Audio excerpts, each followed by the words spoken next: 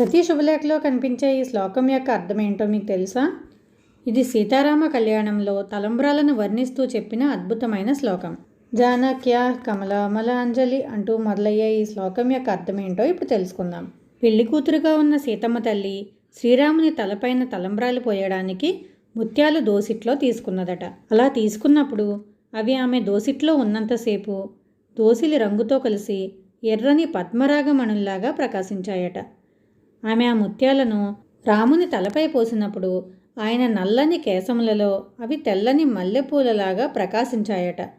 అక్కడి నుండి జారి ఆయన శరీరం పైన పడినప్పుడు నీలమేఘశ్యామ వర్ణంలో ఉన్న ఆయన శరీరకాంతితో కలిసి అవి ఇంద్రనీల మణులలాగా కనిపించాయట. శ్రీరామ కళ్యాణంలోని ఈ ముత్యాల తలంబ్రాల ఘట్టం మీ అందరికీ శుభం చేకూర్చుగాక అనేది ఈ శ్లోకం యొక్క భావం. దీన్ని మొదటిసారి వింటున్నట్లయితే లైక్ చేసి మరింత మందికి షేర్ చేయండి.